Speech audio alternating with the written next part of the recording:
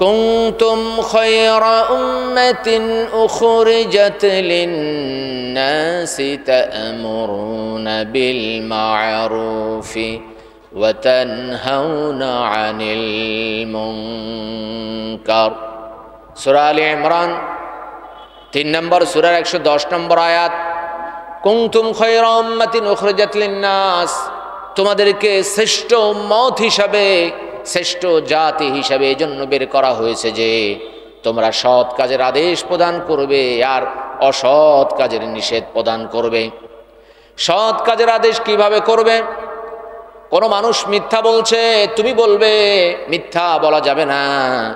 কোনো মানুষ ওজনে কম দিচ্ছে, তুমি বলবে ওজনে কম দেওয়া যাবে না।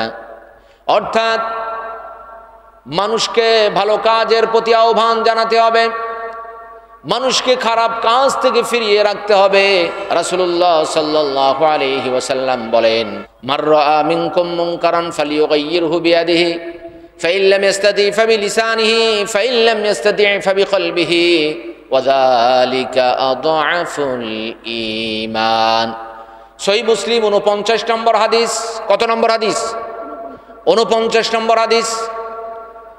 রাসূলুল্লাহ সাল্লাল্লাহু আলাইহি ওয়াসাল্লাম বলেন, যখন কোথাও কোনো খারাপ কাজ হতে দেখো, অন্যায় কাজ হতে দেখো, ফাশা কর্মকাণ্ড হতে দেখো, তাহলে সর্বপ্রথম কি করো? হাত দ্বারা প্রতিহত করো। অর্থাৎ তুমি বাধা প্রদান করো।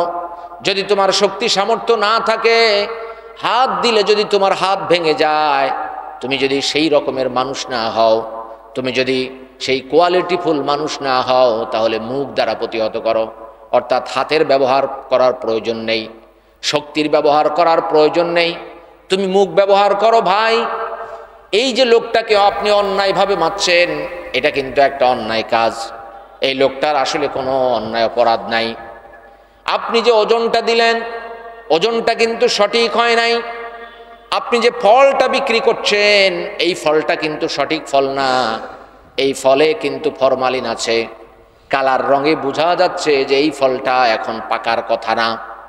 কোথাও কোনো আম পাকে নাই, আপনি পাকা আম বাজারে এনে হাজির হয়েছেন। এই যে মানুষকে ক্ষতি করছেন, ক্ষতি করাটা ঠিক না।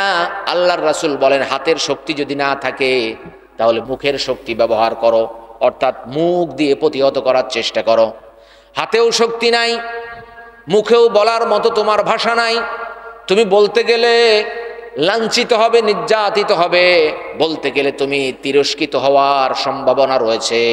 তাহলে মুখ দ্বারা পারলে না, হাত দ্বারা পারলে না, অন্তর দ্বারা প্রতিহত করার চেষ্টা করো। অন্তর দ্বারা কিভাবে প্রতিহত করবে? অন্তর দ্বারা প্রতিহত করার চেষ্টা হচ্ছে এই রকম, যার কাছে এই কথাটা বললে তিনি এটার একটা বিহিত করতে পারবেন, তার কাছে গিয়ে নালিশ করা, অথবা এমন জায়গায় গিয়ে বলা যেই জায়গায় বললে কাজ হবে, অথবা কিছু মানুষকে একসাথে জড়ো করে এটার প্রতিবাদ করা। এর নাম হলো অন্তর দিয়ে প্রতিহত করা। সুবহানাল্লাহ। আমাদের দেশে যে বলে যে অন্তর দ্বারা ঘৃণা করো, এখানে ঘৃণার কোনো শব্দ হাদিসে নাই। হাদিসে কি ঘৃণার কোনো শব্দ নাই। হাত দ্বারা প্রতিহত করো, মুখ দ্বারা প্রতিহত করো, অন্তর দ্বারা প্রতিহত করো। অন্তর দ্বারা কি প্রতিহত করো? অর্থাৎ অন্তর দ্বারা চিন্তা ফিকিরের মাধ্যমে, বিভিন্ন পরিকল্পনার মাধ্যমে তুমি প্রতিহত করো।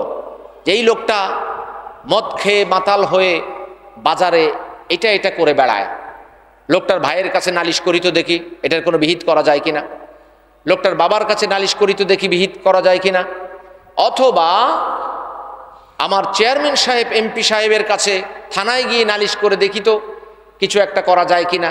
এটা হচ্ছে অন্তর দ্বারা প্রতিহত করা, ঠিক কিনা বলেন?